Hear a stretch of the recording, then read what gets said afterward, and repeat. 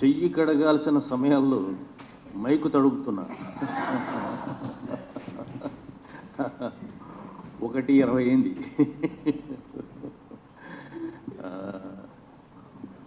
Okay. So కొమ్ములు పట్టుకుని ఉంటే ఎదురు రావడానికి ఎవరైనా ఇబ్బంది పడతారు. సో కొమ్ముతో తొయ్యడాన్ని కుమ్మడం అంటారు. అంటే మా వాళ్ళు కుమ్మింది చాలు, మళ్ళీ నేను కూడానా అని సభాధ్యక్షులు యాదగిరి గారికి, సిద్దికి యాదగిరి గారికి, అట్లాగే సంపాదక త్రయం గుడిపల్లి నిరంజన్, తప్పెట ఓదయ్య, ఈ ముగ్గురు వారి శ్రమ గురించి అందరూ మాట్లాడుతూనే ఉన్నారు. చెప్పినంత సులభం కూడా కాదు. అప్పుడప్పుడు మా యాదగిరి ఫోన్ చేసి మీ కథ తీసుకుంటున్నాం సార్ అంటే, తీసుకోవడం సరే ఎలా వేసేస్తున్నారు పుస్తకాలను, నేను ఎంత కష్టం మీరు చూస్తేనేమో మామూలు సాధారణ ఉద్యోగులాయే కదా. కాబట్టి ఇట్లాంటి సహృదయులు మనకి తిప్పర్తి యాదయ్య గారు లాంటి ఆఫీసర్లు కొంత సహకారం ఇవ్వడం ఇది గొప్ప విషయం. సో వేదిక మీద అందరూ ప్రముఖులే, నాకు బాగా తెలిసిన వాళ్ళే.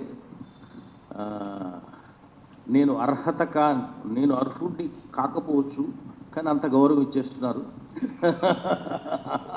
అది కూడా కొంచెం ఉక్కిరి బిక్కిరిగానే ఉంది.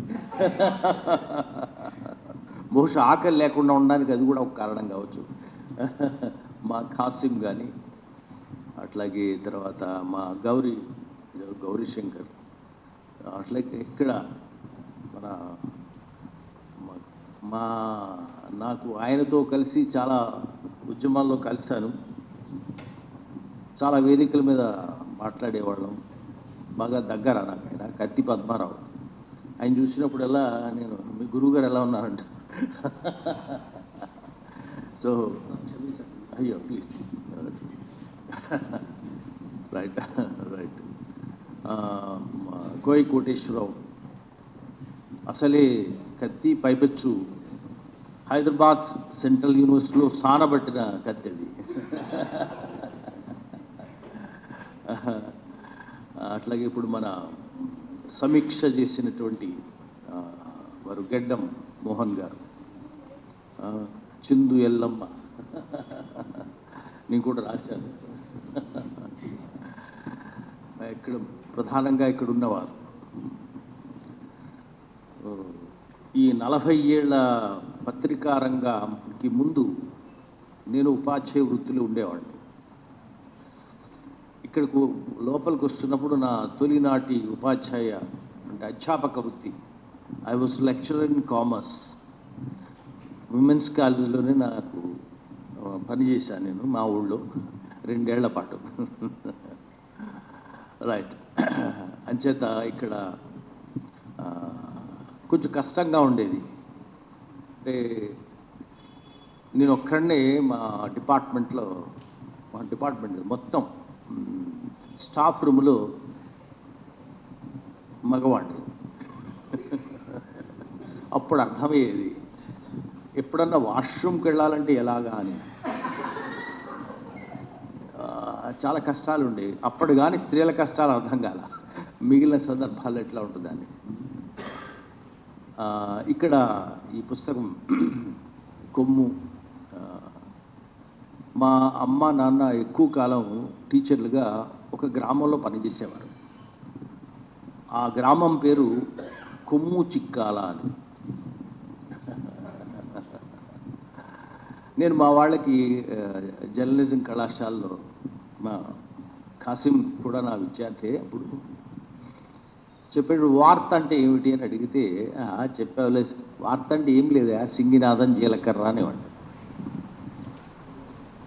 ఇందులో పీఠికలు రాశారు. సింగినాథం జీలకర్ర అనే మాట వినుంటారు కదా, వినకపోయినా పాటలో సింగినాథం జీలకర్ర అని ఎస్పి బాలసుబ్రహ్మణ్యం ఇప్పుడు పాడాడు, బాగా పాత పాట. దీని అర్థం వెంటనే అడిగితే చెప్పలేరు. జీలకర్ర అంటే చెప్తారు కానీ సింగినాదం ఏమిటి అని. అది తీర ప్రాంతం నుంచి వచ్చినటువంటి సామెత. నేను తీర ప్రాంతంలో నుంచి పెరిగినవాడిని. పశ్చిమ గోదావరి జిల్లా మా యాదగిరి కొంచెం గోదావరి ఇటువైపు వేసాడు, పర్వాలేదు. తూర్పుగోదావరి జిల్లా అన్నాడు, పశ్చిమ గోదావరి జిల్లా. మా ఊరితో గోదావరి కూడా ఆగిపోద్ది, మొహమాట పడి ఇంకంతకు మించి ఎందుకని. సముద్రంలో కలిసిపోద్ది అక్కడ. ఆ తీర ప్రాంతాల్లో మొదట్లో బ్రిటిష్ వాళ్ళు రాకముందు ఇంకా పోర్చుగీస్, డచ్ వాళ్ళు వచ్చేవారు. మా కాలేజీ బిల్డింగ్ కూడా డచ్ బిల్డింగ్. సో అక్కడికి షిప్స్లో వచ్చినప్పుడు సుగంధ ద్రవ్యాలు అవన్నీ తెచ్చేవారు, స్పైసెస్ తెచ్చేవారు. వచ్చాయని చెప్పడం కోసం కొమ్ము బూరలు ఊదేవారు. ఊదితే అర్థం ఏంటనమాట, జీలకర్ర అలాంటి సరుకులు వచ్చాయని సమీప గ్రామాలు వెళ్ళి షాప్ చేసేవారు. అంటే కొమ్ము బూరనే తర్వాత జనం అలా అనుకోరు కదా, మధ్యలో సంస్కృతం జోడిస్తారు, ఎక్కడి నుంచి వస్తారో తెలియదు వీళ్ళు. వాళ్ళు కొమ్ము బూరే అని ఉంటారు, వీళ్ళు మాత్రం దాన్ని ఎవరో శృంగనాదం చేశారు. అంత కష్టపడి అంటారా జనం, సంస్కృతంలో మాడతారా? శృంగనాదం చేస్తే జీలకర్ర వచ్చినట్టు లెక్క. అంటే శృంగనాదం కాస్త మళ్ళీ వాళ్ళకి కష్టమైన పదం పట్టిస్తే దాని అంతు చూసేస్తారు కదా మన వాళ్ళు. శృంగనాదం అంటే శృంగనాదం కాస్త సింగినాదం అని, సింగినాదం జీలకర్ర అని. అంటే అది వర్తకానికి కూడా ఒక తొలి రూపం. వర్తకమే వార్త యాక్చువల్గా. సో కొమ్ము బూర ఊదేనంటే సమాచారం తెలియజేయడం. సో సరే, ఇవన్నీ మనకి ఇవి చూస్తున్నప్పుడు అనిపిస్తుంటుంది.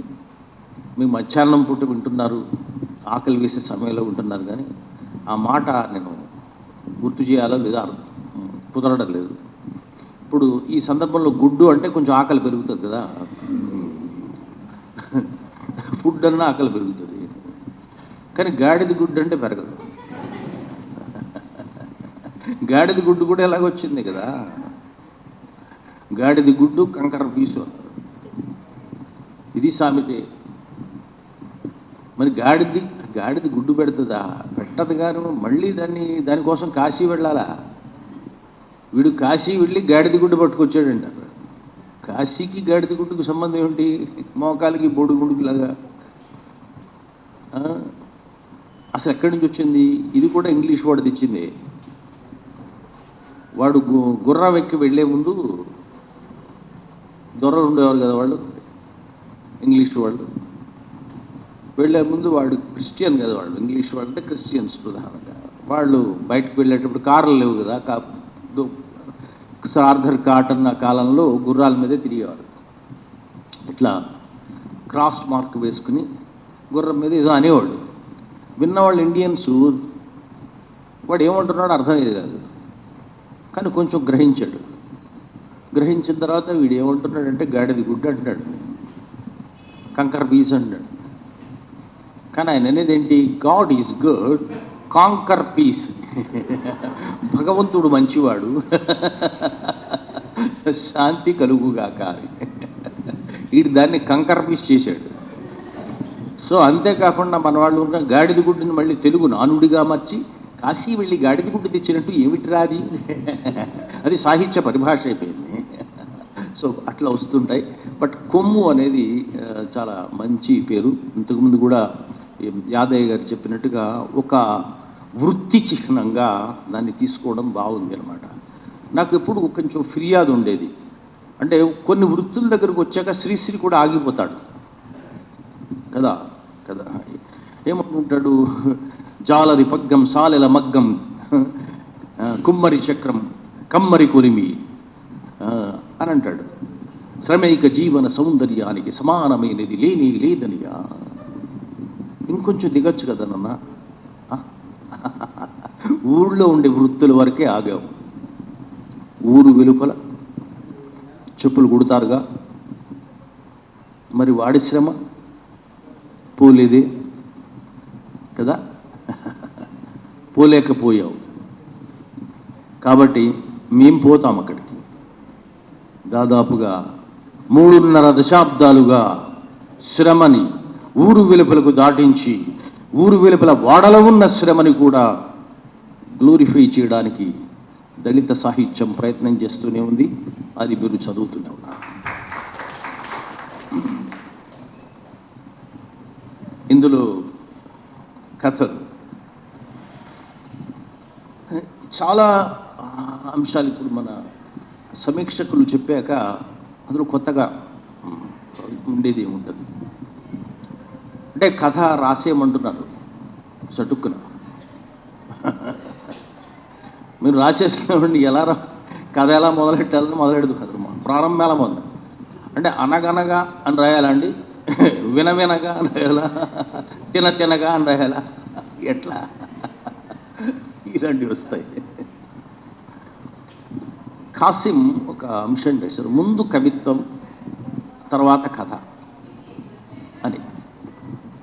ఇది వ్యక్తికి కాదు, మీకు నాకు కవికి కాదు, సమాజానికి క్రమం ఉంటుంది.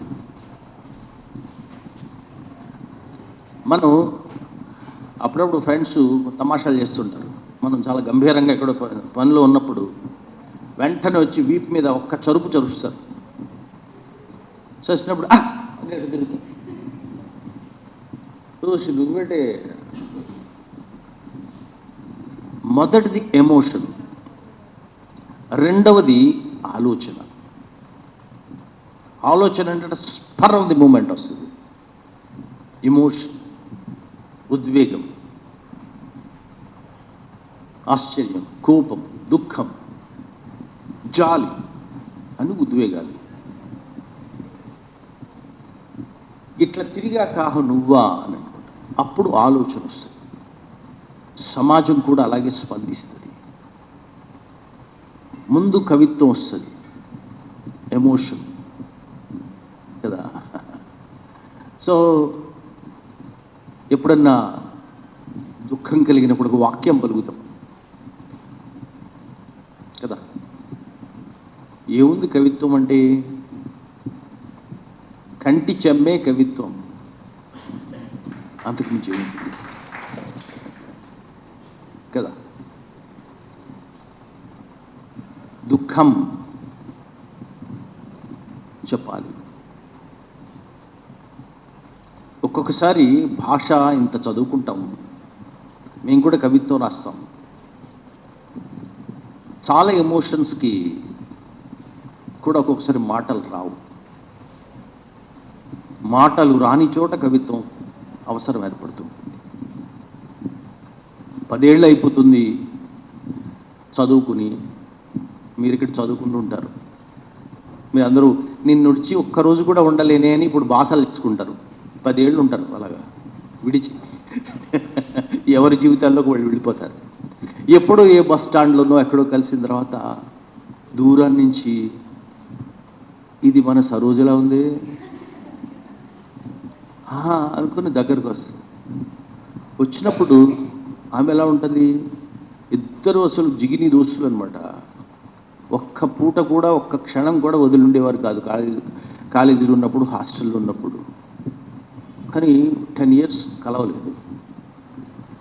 కోపం వచ్చేస్తుంది, దుఃఖం వచ్చేస్తుంది, బండ బూతులు తిట్టాలనిపిస్తుంది. అంతే తప్ప చాలా గంభీరంగా సరోజ బాగున్నావా ఆ టైప్లో మాడతారా? దెయ్యమా అని ఏడుస్తుంది. ఏమో దెయ్యమా నువ్వు, ఇంకా బూతులు అందుకుంటుంది. రాదు. వాళ్ళిద్దరి మధ్య ఉండి ఏం కమ్యూనికేట్ చేయాలో తెలియదు. అప్పుడు సహకరించేదే కవిత్వం, అప్పుడు గుర్తొచ్చేదే కవిత్వం. అందుకని సమాజం వ్యవసాయ శకల్లో ఉన్నప్పుడు, భూమికి దగ్గరగా ఉన్నప్పుడు కవిత్వమే పలుకుతుంది.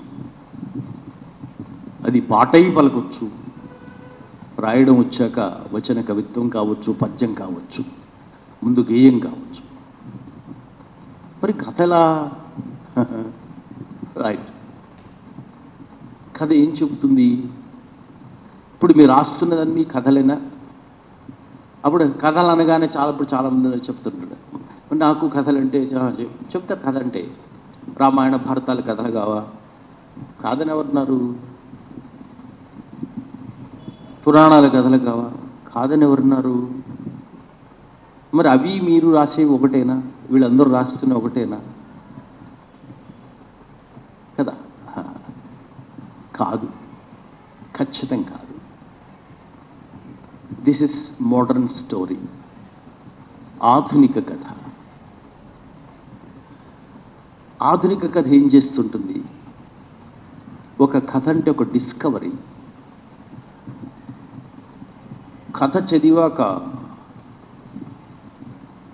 మనకు కొత్త ఒక దృక్పథం కావాలి. కొత్త డిస్కవరీ లేనప్పుడు అసలు కథ రాయకూడదు. Unit give a discovery. ఎంతో గొప్ప డిస్కవరీ అంటే ఇది న్యూటన్ భూమి యాపిల్ పైకి ఎందుకు పోలేదని అడిగినటువంటి గొప్ప డిస్కవరీ ఇది. పాత కథకి కొత్త కథకి ఇందులో వచ్చే ముందు ఒక్క నిమిషం తీసుకుంటాను. నాకు తెలుస్తుంది, నాకు కూడా ఆకలి వేస్తుంది. పైపొచ్చి నేను మళ్ళీ చెప్పాలంటే ఇందాక గుడ్ అన్నాను, మళ్ళీ మీకు ఆకలి కలిగించే మాట ఒకటి చెప్తున్నా. యాపిల్ ఇది దుర్మార్గం సార్, అసలే మండిపోయి ఉండండి మీరు. ఇంకా తర్వాత చికెన్ బిర్యానీ కూడా అనేయండి, ఇది కొంచెం కూడా. ఇప్పుడు సంప్రదాయక కథ వేరు, ఆధునిక కథ వేరు.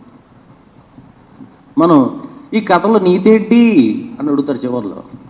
మీరంతా చిన్నప్పుడు మీరు చెప్పినప్పుడు స్కూళ్ళల్లో కథ చెప్పేశాక ఈ కథలో నీతి ఏమిటంటే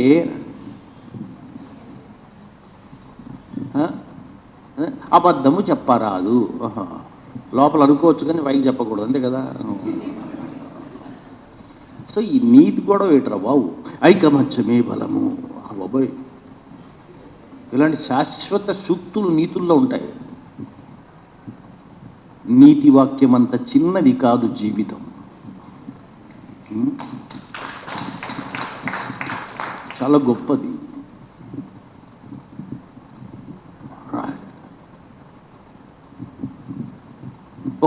మనం పాత కథలన్నీ నీతి చెబుతాయండి.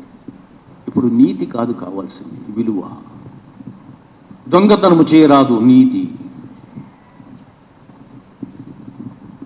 ఒక కుర్రాడు ఏ సుల్తాన్ బజారు పక్కనెక్కడో ఆకలిసి అక్కడ ఉండేటువంటి చిన్న బ్రెడ్ ముక్కను పట్టుకుని పారిపోతుంటాడు. అని తరిమి కొడతారు, పట్టుకుంటారు. మనం అంటాం, నేను కావాలని నేను ఇస్తాను, వదిలేండి అని ఎవడైనా అంటాడు. పసిబిడ్డరా, ఆకలిస్తుంది, వాడు దొంగేటరా, మరి దొంగతనం చేయరాదు, నీతి కదా అన్నాడు. కరెక్టే, చేస్తే లండన్ వెళ్ళిపోవాలి, మళ్ళీ తిరిగి రాకూడదు కదా.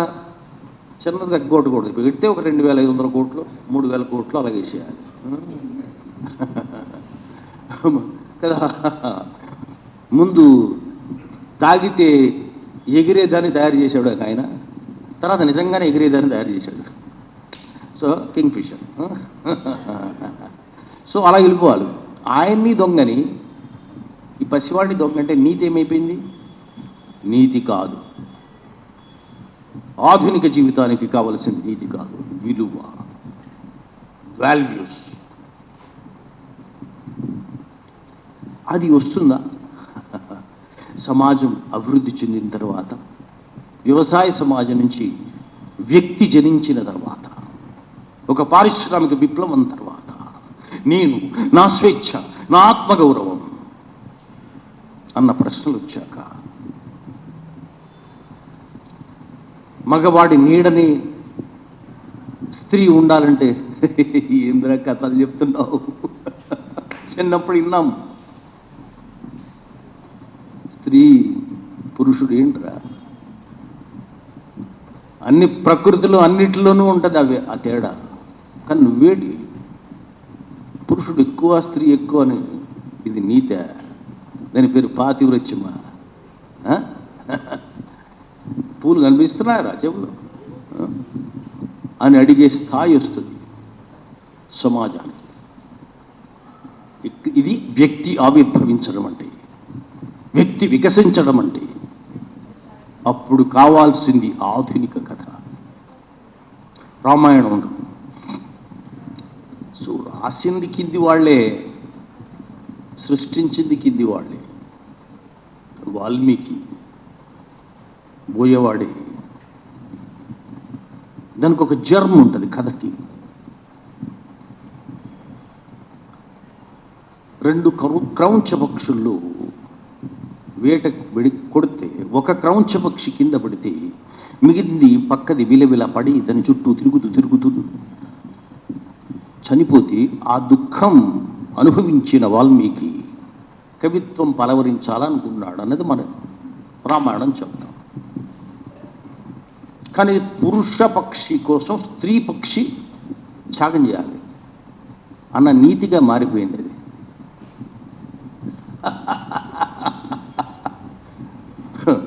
మా వాల్మీకి తన రామాయణాన్ని మళ్ళీ చదువుకుంటే చూసుకుంటే ఏమైపోయేవాడు.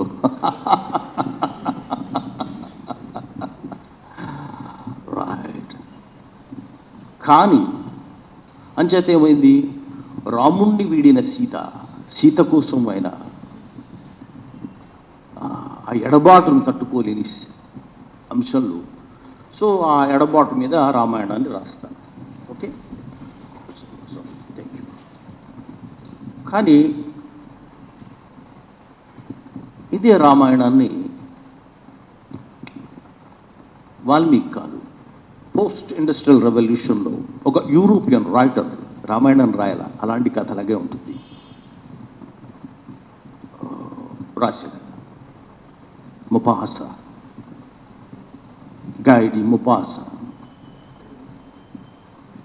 ఆయన ఒక రాయల్ ఫ్యామిలీలో ఉంటాడు, ఒక రాకుమారుడు లాంటి వాడు. అంటే ఎస్టేట్స్ ఉంటాయి, ప్రజాస్వామ్యం వచ్చినా కూడా ఎస్టేట్స్ ఉంటాయి. ఒక estate owner.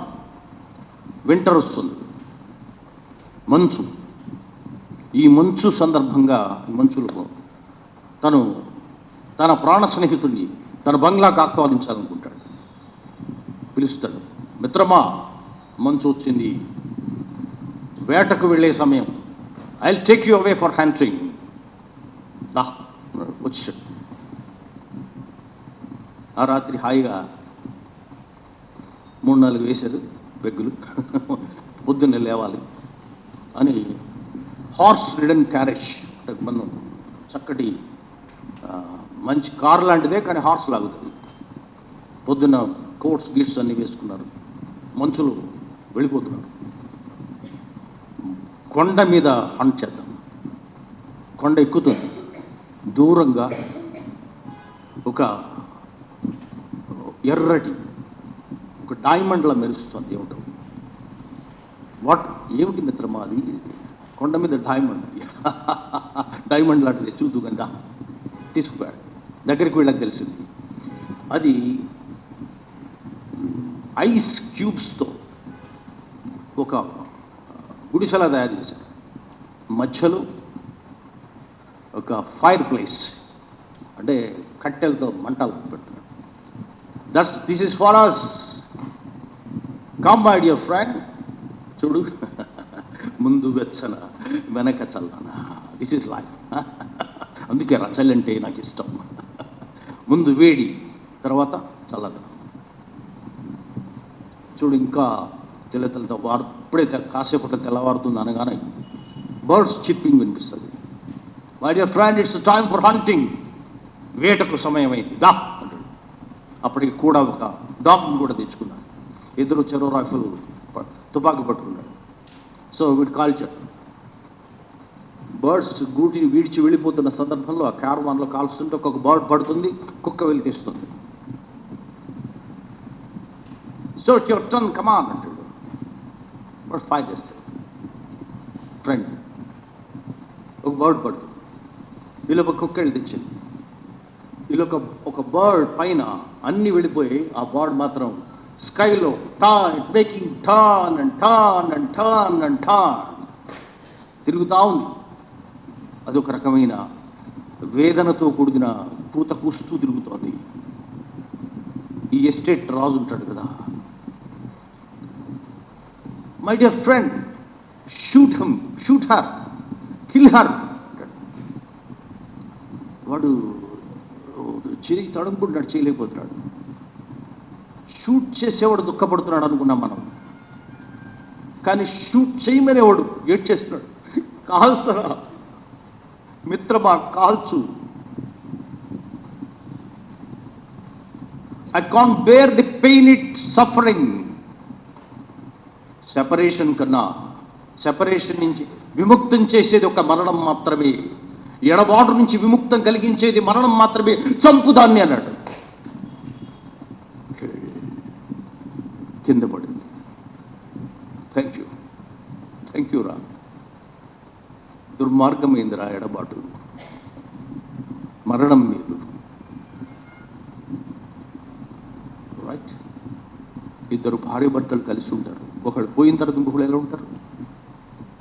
Death is better, death gives you relief. ఇందులో నీతి ఏమైనా ఉందా?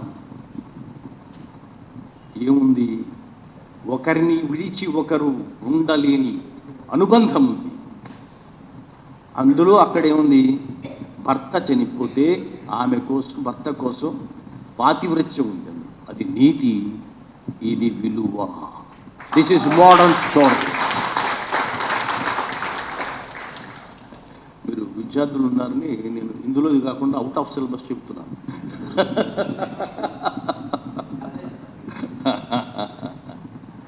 Same is the case. అది బైబిల్ కథ అయినా కూడా యాడమ్ అండ్ ఈవ్ కథ ఉంటుంది. యాంటన్ షౌ దాన్ని మార్చి రాసేసాడు. భగవనాజ్ఞను, దేవుడి ఆజ్ఞను ధిక్కరించకూడదు. యాడమ్ అండ్ ఈవ్ అనే ఇద్దరు బ్యూటిఫుల్ కపుల్ని తయారు చేసి గార్డెన్ ఆఫ్ ఫ్రీడమ్లో పెట్టి అన్ని తినమని, ఏది అట్రాక్టివ్గా ఉంటే తినొద్దు అంటాడు. అది దేవుడు పెట్టే పెద్ద చిక్కది. సో ఆపిల్ తినొద్దు అంటాడు.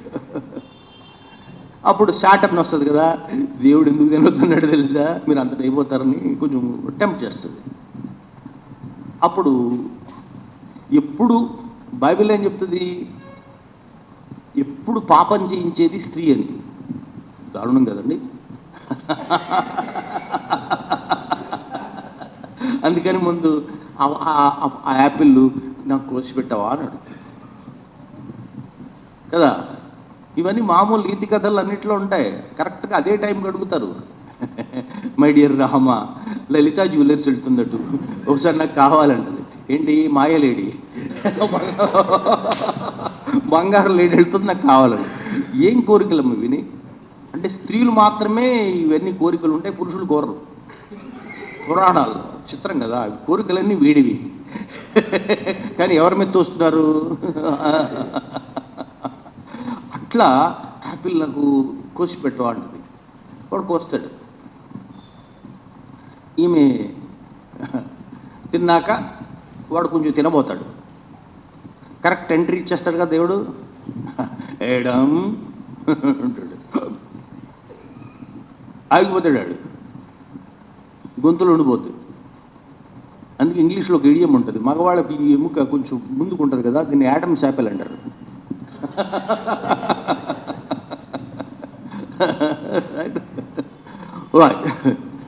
సో అప్పుడు భగవంతుడు నా ఆజ్ఞను ధిక్కరించారు కాబట్టి 2 శాపాలు పెడతాడు.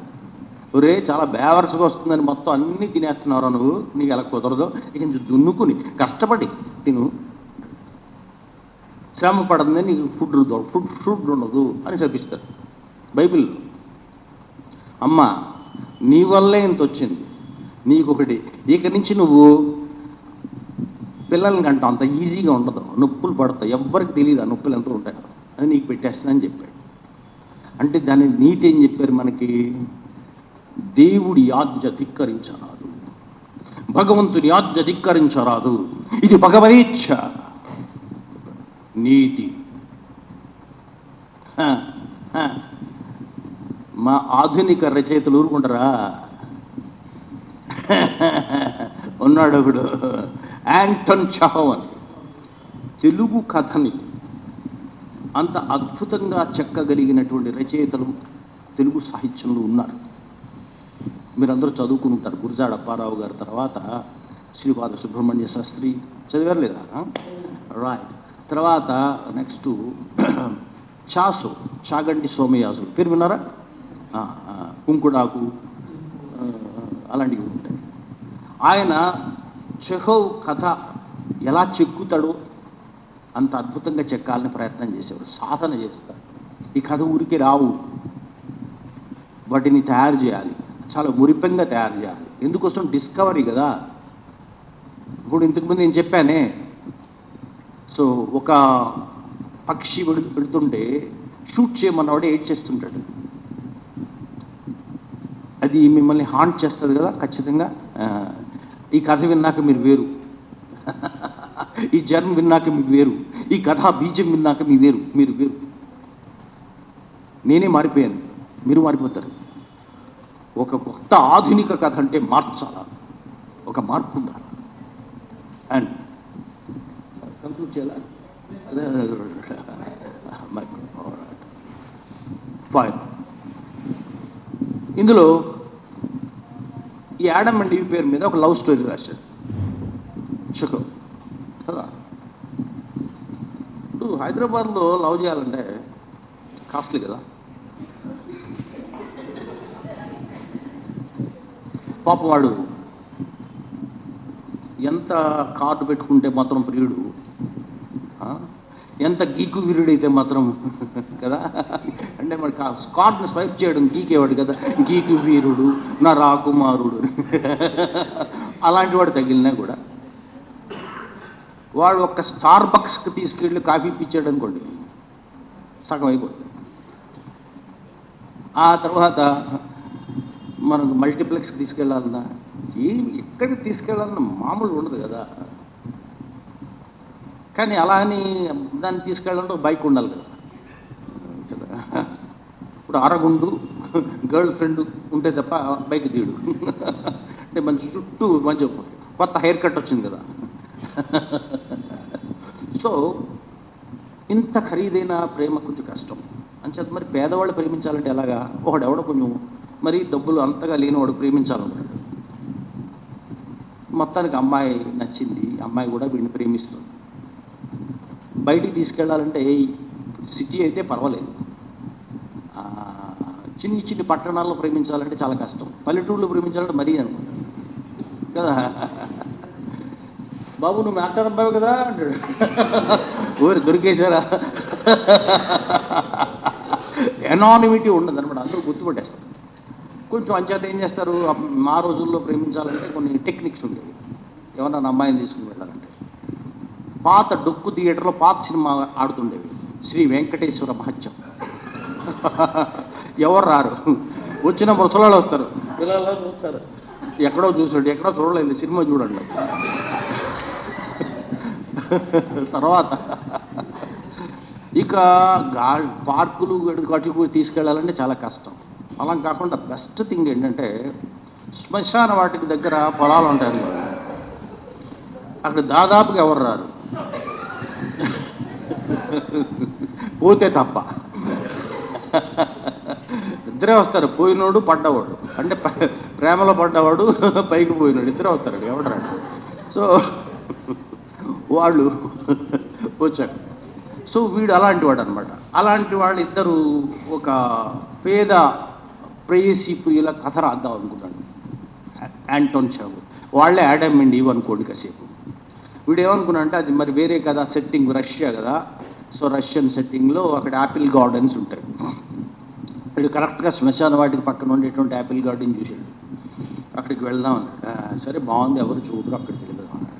ఇంకా వాళ్ళిద్దరు మామూలుగా మనుషులు ఇద్దరే, కానీ ఇద్దరు నడుస్తున్నట్టు ఉంటారు, కానీ 4 కాళ్ళతో నడుస్తున్నట్టు ఉంటారు. ఒకే శరీరం 4 కాళ్ళతో నడుస్తున్నట్టు ఉంటుంది. అంత పెనవేసుకుపోయి నడుచుకుంటూ వెళ్ళారు కదా. మరి ఇద్దరు ఒకే బాడీ అయిపోయినప్పుడు కాళ్ళు మాత్రమే కదులుతుంటాయి అన్నమాట. అంత పెనవేసుకుని ఒక చక్కగా లోపలికి వెళ్ళిపోయారు. అసలు వదలలేదు. కొంచెం వెళ్ళాక అలా కాళ్ళు ఇలా తనుకుంటూ వెళ్తుంటే వాడి కాళ్ళకి పైనుంచి రాలిపడ్డ యాపిల్ పండుగ కొనక్కర్లేదు కదా కదా. ఇది ఏమైనా క్రీమ్ స్టోన్లో ఐస్ క్రీమా కొనడానికి, యాపిల్ అప్పరంగా దొరికింది, టక్ మంది తీసాడు. చూడు my sweet heart how beautiful this Apple is అని చూసాడు. నిజంగానే 2-3 అలా పడి ఉన్నాయి రాలి. ఆమె బాగున్నాయి బాగున్నాయి అంటూ ఇలా అలా పైకి చూసింది చెట్టు పైన. అవి ఇంకా బాగున్నాయి. సో కొంప తీసి ఎక్కమంటుంది ఏంటి, వీడికి అలాంటి విద్యలు ఏమి రావు. కానీ రావంటే బాగుండదు. ప్రేయస్ దగ్గర అన్నంత పని చేసింది. అదైతే బాగుంటుందిరా కదా, రాలోకి వచ్చింది లేక. సో కాబట్టి బాగుంటుంది. అది కూడా ఇది బాగానే ఉంటుంది, ఇది బాగానే ఉంటుంది, అది ఇంకా బాగుండేట్టుంది. నా కోసం యాపిల్ కోసి పెట్టావా అంటే చెట్టు ఎక్కి అదే రా ఎక్కి నువ్వు ఈజీగా ఎక్కేస్తావు కదా. వాడు ఎప్పుడు ఎక్కలేదు. కానీ ఆమె అడిగింది నో అంటే కష్టం. అసలు నా మీద నీకే కనుక ప్రేమ ఉంటే, నా ప్రేమే కనుక నిజమైతే ఇలాంటి ఇఫ్స్ బట్స్ అన్నీ వచ్చేస్తాయి. సో ఇదంతా ఎందుకని ట్రై చేశాడు. పట్టుకుని ఎక్కుతున్నాడు. లోపల ఆడికి మాత్రమే తెలుస్తుంది, మొత్తం చెస్ట్ లోపల కొట్టుకుపోయి మంట వస్తూ ఉంది. ప్రాబ్లమ్మా లేదు. ఎక్కాడు. ఎక్కిన తర్వాత అమ్మాయి అని కోయిపోతున్నాడు. Don't pluck it. మరేంటి నన్ను కూడా అక్కడికి ఎక్కించవా. అప్పుడు చూశాడు ఈమె దాదాపు వాకింగ్ కానీ రన్నింగ్ కానీ జాగింగ్ కానీ అలాంటివి చేస్తున్నట్లేదు.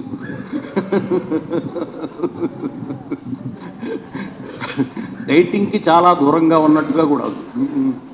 సో ఆమెను లిఫ్ట్ చేయాలంటే ఎలాగా.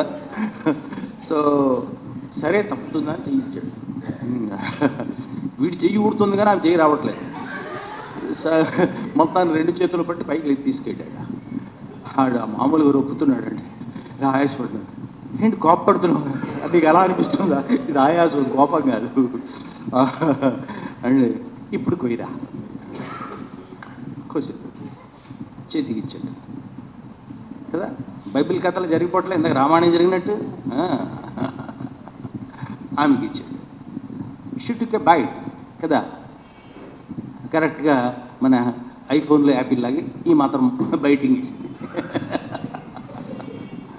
వేసిన తర్వాత అప్పుడు వాడికి ఇచ్చిందనమాట. వాడు తినబోతున్నాడు, కరెక్ట్గా గుట్టకేస్తున్నాడు. కరెక్ట్గా ఎవరు రావాలి బైబిల్ ప్రకారం అయితే లార్డ్ రావాలి. ఇక్కడ ల్యాండ్ లార్డ్ వచ్చాడు. వాడు సోను సూద్కి ఎక్కువ, ప్రకాష్ రాజ్కి తక్కువ.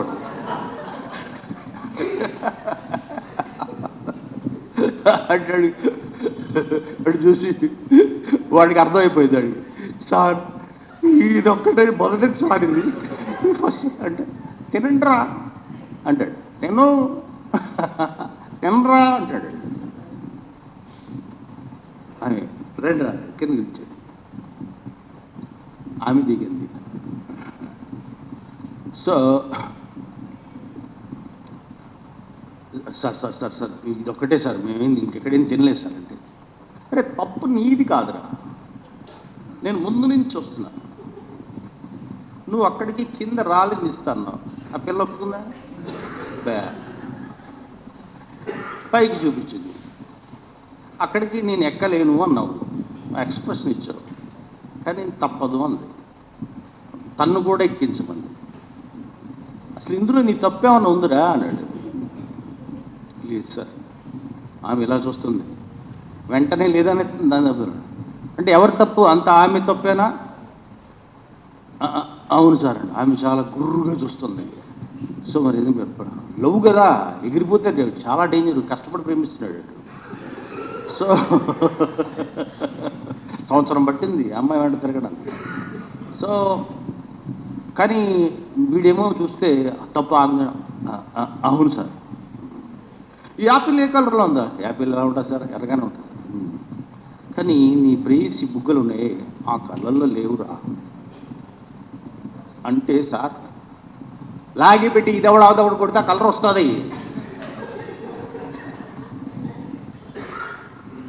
సార్. నాకు తెలుసురా, నువ్వు ఆ పని చేయలేవు, నేను చేయనా, వదిలే.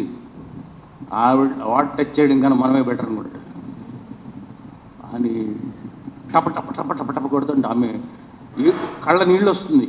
దుఃఖంతో కాదు, పెయిన్తో కాదు, ఈ వ్యధవ ఇలాంటి చవటని నేను ప్రేమించానన్న దాంట్లో వచ్చి చిన్న యాపిల్ గాడి దగ్గర నన్ను నమ్మేవాడు, నన్ను నమ్మేస్తున్నాడు వీడా నా ప్రియుడు అనుకుంటూ ఏడ్చేస్తుంది అన్నమాట. కొంచెంసేపు అరే రే ఏడవకమ్మా, అస్సలు ఈ యాపిల్ గార్డెన్ అనే ఐడియా నీకు రాలేదు కదా, వీడే కదా తీసుకొచ్చింది.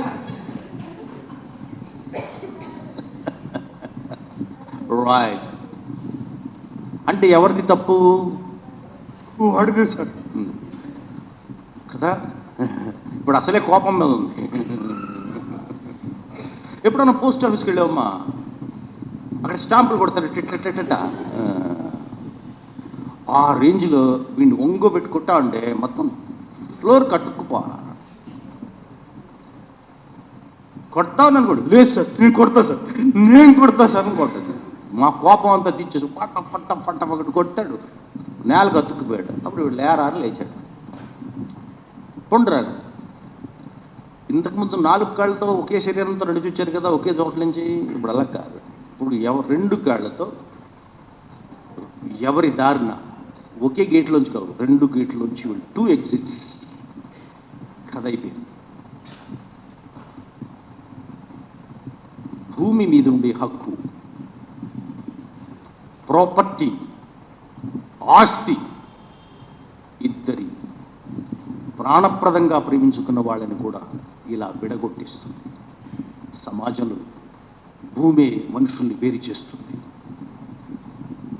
ఇది నీతి కాదు, విలువ.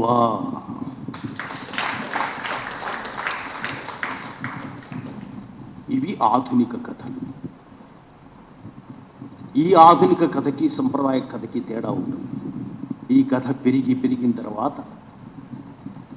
స్వేచ్ఛ, వ్యక్తిత్వం, ఇండివిజువల్, ప్రతి వాళ్ళు ఇండివిజువల్. ఒక స్త్రీ నేను వ్యక్తిని ఉంటుంది కదా, నేను నా ఇష్టం, మై చాయిస్, నా దేహం మీద నాకు మాత్రమే హక్కు ఉంటుందిరా, నా దేహాన్ని మీద నాకు మాత్రమే హక్కు ఉంటుంది. కానీ సమాజం నా హక్కుని తీసుకుంటుంది. చిన్నప్పుడు పెళ్లి చేస్తానంటది, లేకపోతే ఎవరినో చూసి కట్టుకోమంటది. అంతేకాదు వచ్చినట్టు అలా కట్టుకున్నాక వాడు కూడా నా శరీరం మీద హక్కు. ఇప్పుడు కనాలంటే ఇప్పుడు కనమంటాడు. నేనేమిటి? What am I? I'm an individual. నేను వ్యక్తిని,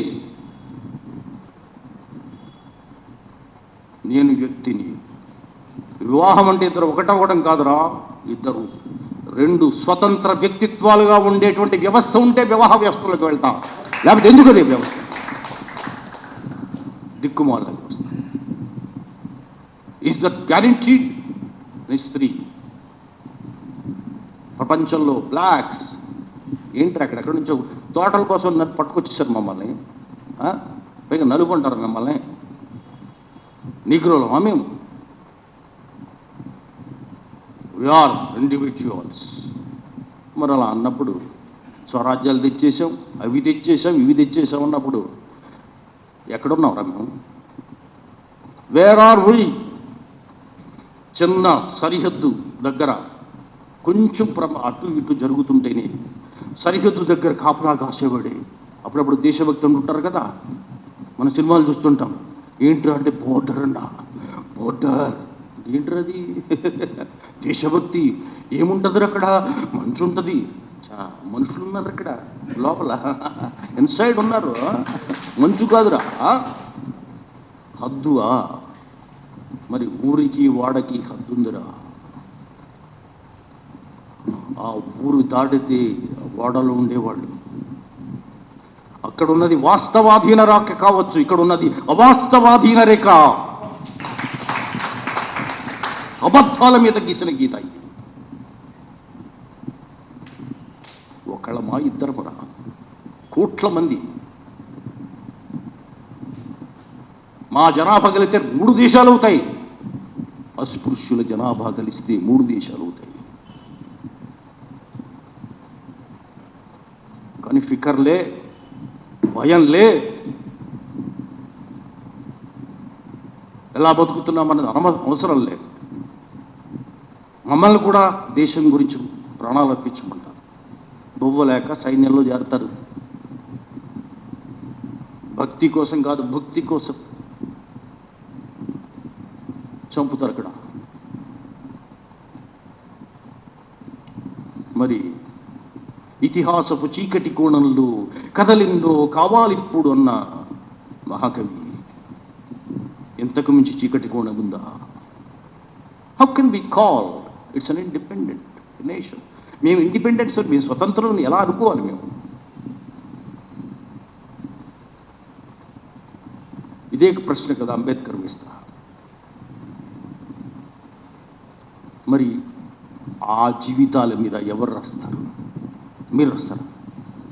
రాశారు, మంచివాళ్ళు రాశారు. గురజాడ అప్పారావు గారు రాశారు, శ్రీపాద సుబ్రహ్మణ్య శాస్త్రి గారు రాశారు, ఇలాంటి తవాయి వస్తేనే కథ రాశారు. కరుణ కుమార్ గారు రాశారు, కయ్యా కాలువాను. కానీ ఎక్కడో తేడా ఉంది. పురుషుడు పురిటి నొప్పులు నటించినట్లుంది.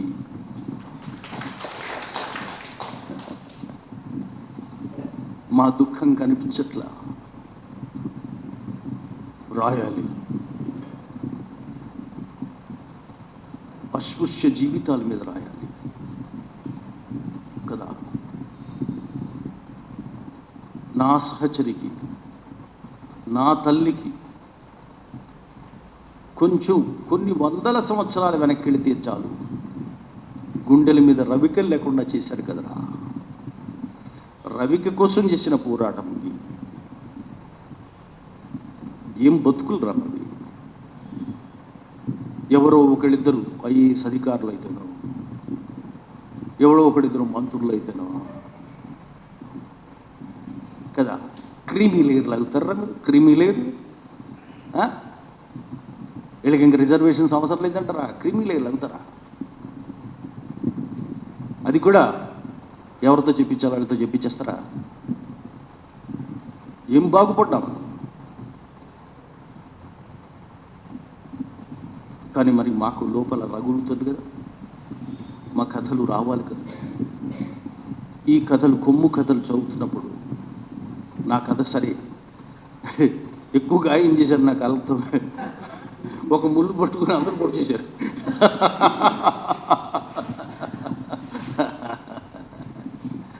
అందులో ఆమె బిడ్డని దీవిస్తుంది, అస్పృశ్య తల్లి. మా దగ్గర ఎవరు అందరూ గోదావరి జిల్లాల్లో, గోదావరి జిల్లా నుంచి వచ్చిన వాడిని, చాలా గౌరవంగా మాట్లాడుకున్నట్టు ఉంటుంది కదా అందరూ. నాన్ననే ఏమంటారు? నాన్నారండి అంటారు. నాన్న ప్లస్ గారు ప్లస్ అండి ఏ సంధి? ఇది తెలుగు సందులోను సంస్కృత సందులో ఉండదు. ఎందుకంటే ఇది అతి గౌరవ సంధి.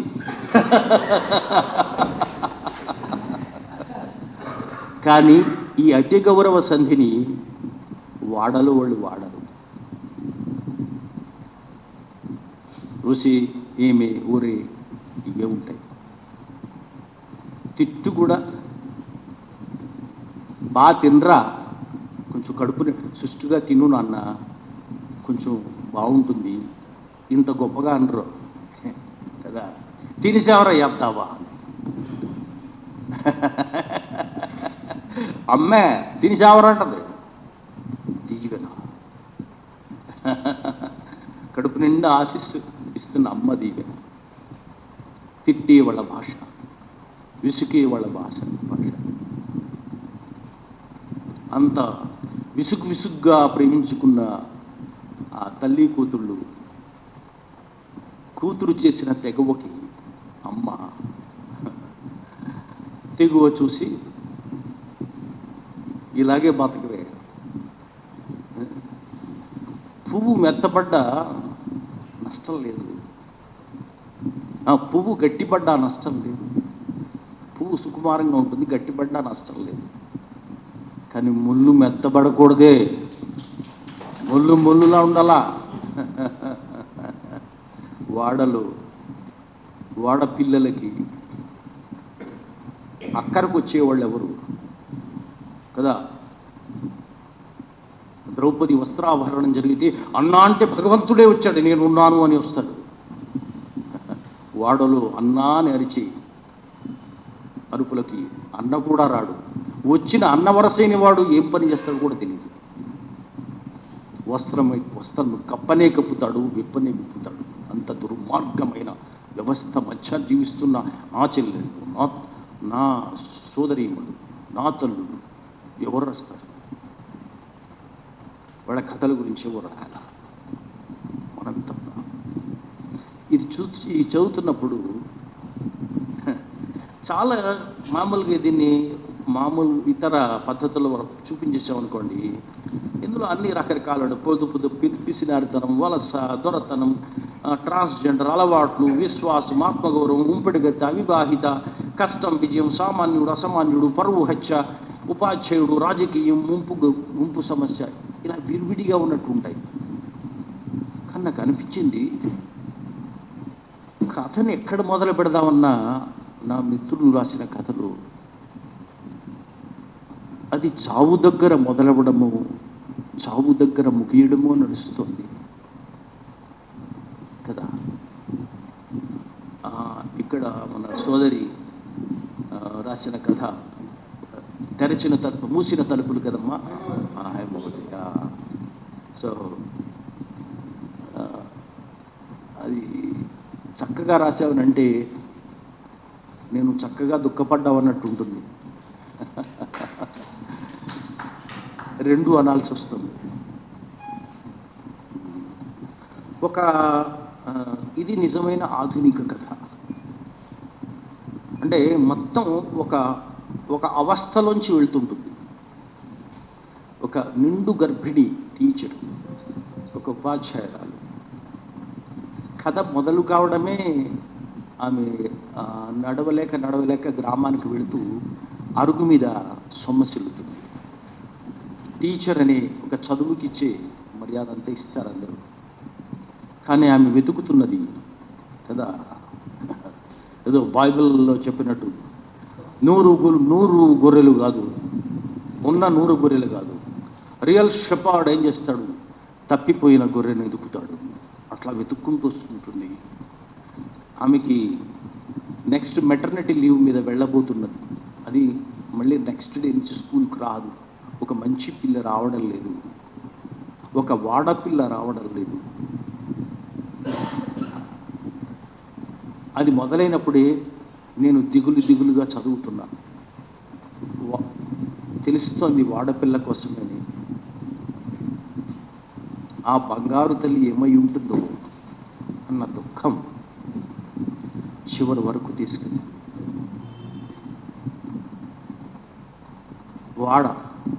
మనకు కట్టుకున్నాడు ఏం చేస్తాడు? కొట్టుకున్నాడు కాదు, వాడలో కట్టుకున్నాడు ఉండడు, కొట్టుకున్నాడు ఉంటాడు. కట్టుకున్నాడు కొట్టుతా ఉంటాడు. తాగి ఇది కొడతాడు పోతాడు. ఇంకొకడు ఎవడో వచ్చి ఏ స్థాయి కల్పిస్తాడు ఆదరణని? ముంపుడు గత్తి స్థాయి. హౌ డేర్ ఆర్ యు రా? ఇంకా వాడాలకొచ్చి ఉంచుకోవడం ఏమిట్రా కదా. రైట్. మా Ambedkar wrote Constitution 75 years ago. Still ఎంత తమ్ముర్రా మీకు వచ్చి ఇక్కడ ఉంచుకుంటా ఉండడానికి? ఎంత సాహసం రా మీకు? లోపల కుములుతూ ఉంటుంది. ఉంటూనే చదివా నేను. ఆ పలానా అదేనమ్మా గుడిసే, మూసుంటాయి తలుపులు.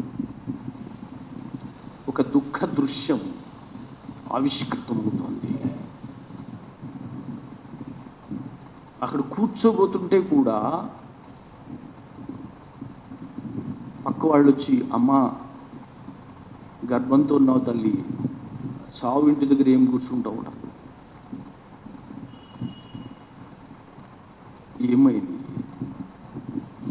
ఏమైంది కంచె అనుకున్నది చేనును మింగేసి ఆమె ఉరేసుకుంది.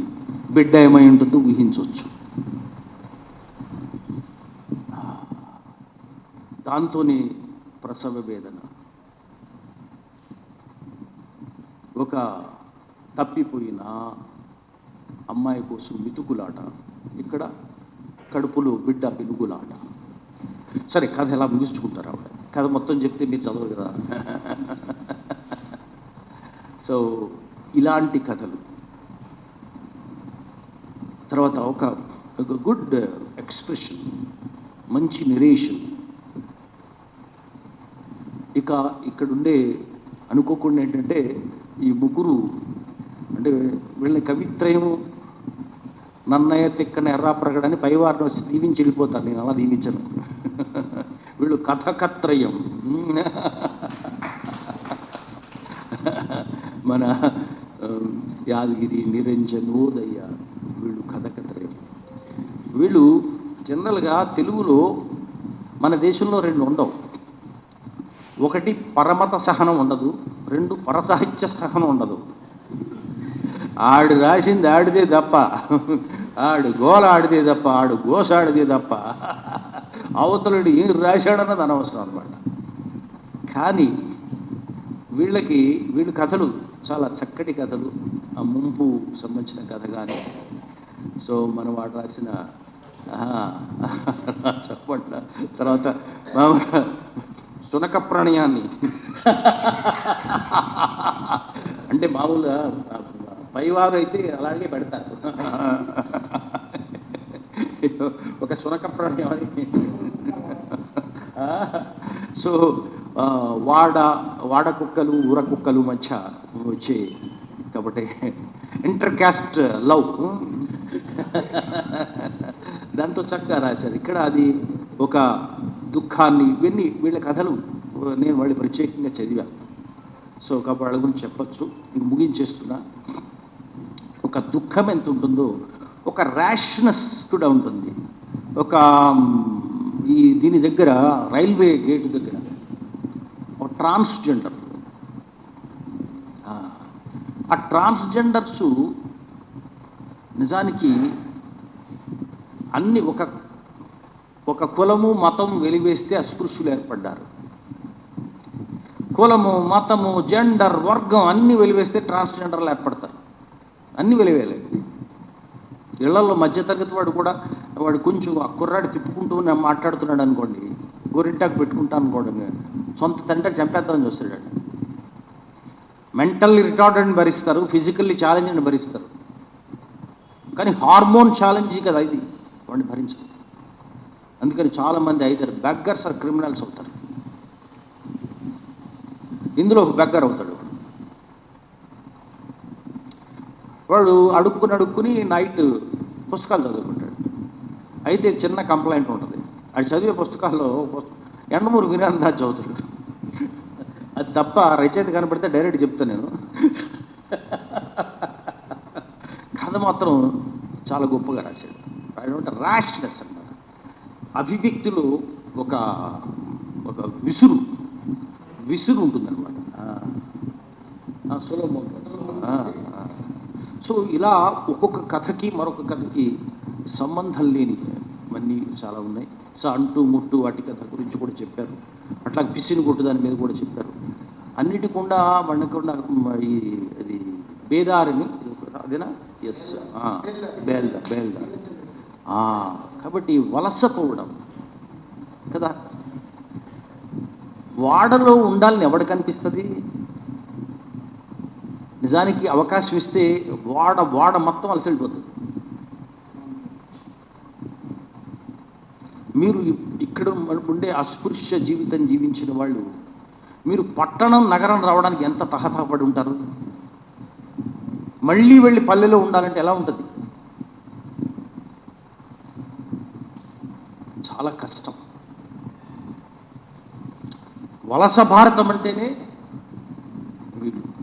కానీ చిత్రం ఏంటంటే ఆ మధ్య కోవిడ్ అప్పుడు వలస కూలీలు ఎక్కువ మంది చనిపోతారు, ఓబీసీలు ఎక్కువ మంది చనిపోయారు. నేను చదువుతున్నప్పుడు వలస కూలీల్లో ఎంత స్టాటిస్టిక్స్ తిరిగేస్తున్నా షెడ్యూల్ కాస్ట్ వాళ్ళు కనపడ్డల్లా, మాలలు మాదిగలు ఎవరు కనపడ్డల్లా, తక్కువ మంది ఉన్నారు. అదేంటి అసలు మన వాళ్ళు ఎగరేసిపోయే బ్యాచ్ కదా, అసలు చిన్న సందు దొరికితే పారిపోతారు.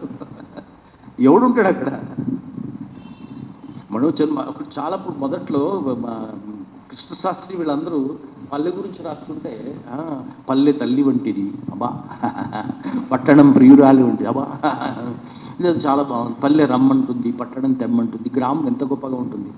గ్రామాన్ని వర్ణిస్తుంటే ఆ శివాలయం దగ్గర రావి చెట్టు దగ్గర కూర్చొని చల్లటి గాలి, మరి వీడు శ్మశాన వాటికి దగ్గర శవాలు కాలుతున్న చోట కూర్చొని మంచి గాలి అని రాసుకోవాలి వాడల వాడు, అంతే కదా. ఎవరు రాసుకుంటాడు? నీకురా గొప్పది. ది స్టింక్ ఆఫ్ లోకలిజం అన్నాడు అంబేద్కర్. విలేజ్ అంటే గాంధీయన్స్ సార్ మీరు గ్రామం, మన భారతదేశపు గ్రామం చాలా గొప్పది, దాని గ్రామ వ్యవస్థని భారత రాజ్యాంగానికి ప్రాతిపదికగా పెట్టండి అంటే ఇట్స్ ఎ స్టింక్ ఆఫ్ లోకలిజం. కంపురా, మురికి కంపది. భూస్వామ్యం ఉంది ఇక్కడ, కులం యొక్క నగ్న స్వరూపం ఉంది ఇక్కడ. చెరువుల్లోకి రానివారు, మరొకరు ఏమిటారు చెప్పేది అక్కడ? No, I will make individual as the basis for our constitution. వ్యక్తిని నేను భారత రాజ్యాంగానికి ప్రాతిపదికగా పెడతానన్నాడు.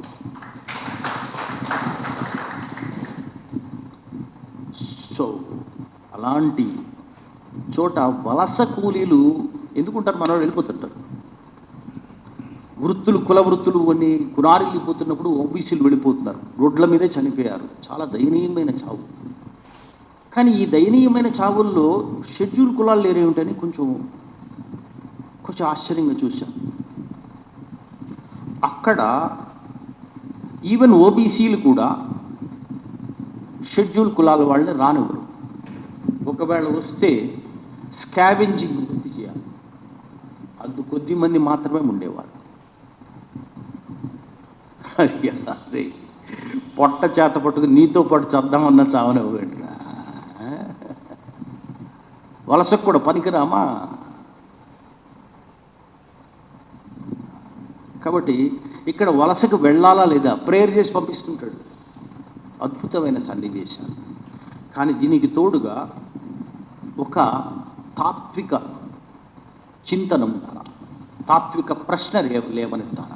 ఒక కథ చదివితే ఇంత జీవితం ఉన్నప్పుడు ఆ జీవితం నుంచి తీసి ఇదిగో వజ్రమని చూపించగలిగినటువంటి సత్తా ఉండాలా, అది నడిపించాలి. పూర్వం వామపక్ష రచయితలు రాసేటప్పుడు not only social reality, there should be socialist reality అనేవారు. సామాజిక వాస్తవిక మాత్రమే కాదు, ఒక పోరాట స్పృహ కలిగిన వాస్తవికత, ఒక క్లాస్ కాన్షియస్నెస్ ఉండాలి. ఇక్కడ కూడా ఒక దళిత్ రియాలిటీ ఉండాలి, దళిత అస్తిత్వం ఉండాలి. కాబట్టి 4 ఏళ్లగా వేస్తున్నటువంటి ఈ కథల్లో 4వ సంకలనంలో ఇన్ని జీవితాలని అలాగ పరిచయించారు. కానీ వీరికే గనక యుద్ధ విద్య నేర్పితే కదా, కత్తిని తిప్పడం నేర్పితే, ఎక్కడ పొడిస్తే నెత్తురొస్తుందో చూపితే, గుండెకాయ ఎక్కడుంటుందో తెలిస్తే, కాబట్టి ఆ విద్యలు నేర్పితే ఒక్కొక్కడు ఒక్కొక్క కథల కట్టప్ప అవుతాడు. పొడవడండి ఎవరిని ఎదురుగానే పొడుస్తాడు, వెన్నుపోటు పడడం. సో కాబట్టి ఈ కథ సంబంధించి ఇంకా దాన్ని పరిపుష్టం చేద్దాం అందరం కలిసి. సో 5వ ఇంతకు మించి వీళ్ళు తెచ్చే ప్రతి సంకలనం కూడా అంతకు మించి అన్నట్టుగానే ఉండాలా. సో అంతకు మించి అనడానికి ముందు ఈ కథల్ని కొని చదవాలి పుస్తకాన్ని. సో మనది ఇది నా కథలని, ఐఎమ్ బయింగ్ మై లైవ్స్ నా కథల్ని, నా జీవితాల్ని నేను కొనుక్కుంటున్నా, మళ్ళీ తిరిగి హత్తుకుంటున్నాను అన్న పద్ధతిలో కొనండి. సో కొంటూ ఉంటే నిజానికి అన్నీ కొనేశారనుకోండి, మరో కథకి ఇంకొక స్పాన్సర్ అక్కర్లేదు. కానీ ఆ స్థితి మనకి రావాలి సమూహానికి. అలాగే స్పాన్సర్ చేసేవాడు ఇంతకుముందు వారు తిప్పర్తి ఆదయ్య గారు చేసినట్టు ఆ స్పృహతో కూడా రావాల్సిన ఉంది. దీన్ని మరిన్ని పరిచయ సభలు కూడా తెలంగాణ, రాయలసీమ, కోస్తా ఆంధ్రలో జరగాలని, సో మరింత ప్రచారం దీన్ని కల్పించాలని, అట్లాగే వారికి మరింత సహనం ఉండాలని. మామూలుగా ఇన్ని వేల కథలు చదివాక ఏమై ఉంటారు వీళ్ళు నాకు తెలియదు. కాబట్టి మీరు, నేను యాపిల్ అన్నాను, గుడ్ అన్నాను, కానీ ఫుడ్ లేకుండా చేశారు, మన్నించండి. Thank you.